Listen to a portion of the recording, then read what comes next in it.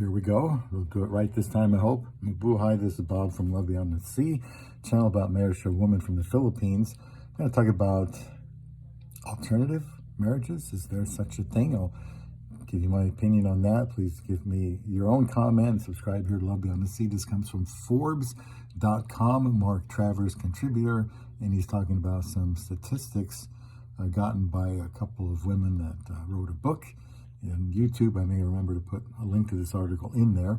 But leave a comment here. Starter marriages, they talk about. I'm a big fan of marriage, so this intrigues me. Starter marriages, it's kind of like a starter house idea. And these starter marriages typically are short-lived in nature. That's not good. Are supposed to serve as a learning experience to understand what partners want and need in a long-term relationship. These marriages offer individuals an opportunity to explore the dynamics of marriage without the expectation of it lasting forever, providing valuable insights for future relationships. And this just sounds like nonsense to me. You know, you start a marriage with the goal of it lasting until one of you dies, and there's nothing exploratory. You know, you're in it for good, so you're exploring how to be together for the rest of your life, and you prove that by actually doing that without the expectation of it lasting forever. Why would anyone want to get married without the expectation of it lasting? Companionship marriage, number 2, is mentioned. Companionship marriages focus on building a deep emotional bond and enjoying each other's company rather than prioritizing romantic love. These marriages often involve couples who have been together for a long time and have grown comfortable with each other's presence, even if the initial spark of romance has declined. And that sounds like basic marriage to me. It says here these couples prioritize friendship, emotional connection, instilling a sense of stability and security in the relationship, which is good.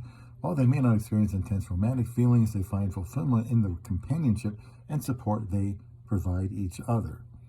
Well, I would say any marriage, you should be able to provide companionship and support. So I don't know why they even mentioned this there. Really, parenting marriages is a third one, and they are ideal, it says here, for couples dedicated to co-parenting, as these partnerships exist for the sake of cooperation and mutual support.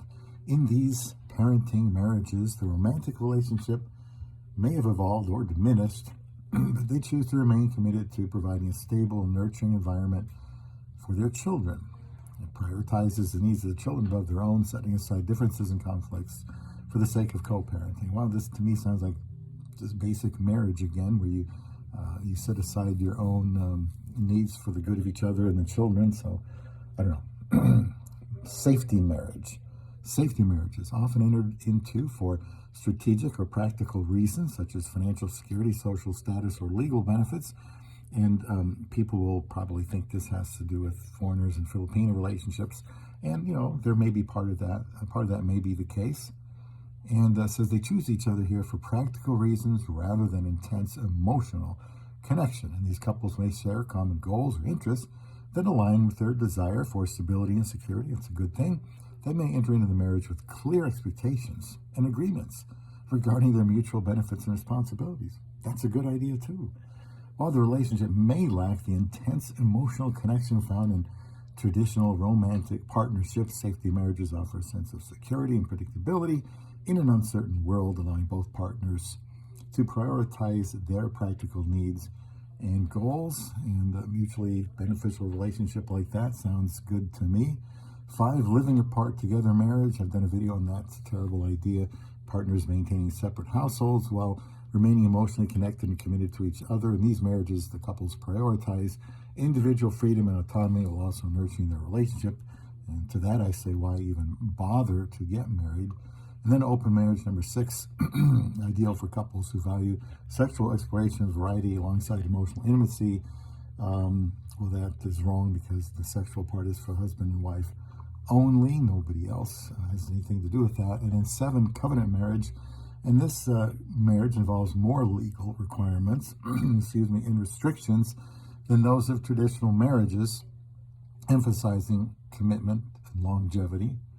Couples entering into a covenant marriage often undergo pre-marriage counseling and agree to limited grounds for divorce. That's kind of the way it is when you marry in the Philippines. That sounds like a good idea to me. This type of covenant marriage, they call it, benefits couples who strongly value commitment and are willing to invest in their relationship through counseling and support services. Great idea. Offering a highly structured approach to partnership, covenant marriages encourage couples to preserve the sanctity of their marriage by working through challenges for the long term from early on. Well, this last one here, they listed covenant marriages, just sounds like marriage to me, like a lot of these things do. So I don't necessarily consider these, we started out with talking about alternatives to marriage. These are basically, some of these are just stages of marriage, and the others aren't really marriage at all. So that's my thought. I've been married to a woman from the Philippines since 2015. I talk a lot about marriage on this channel, and sometimes I talk about things that challenge marriage or aberrations. And today was one of those. Let me know what you think here on Love Beyond the Sea.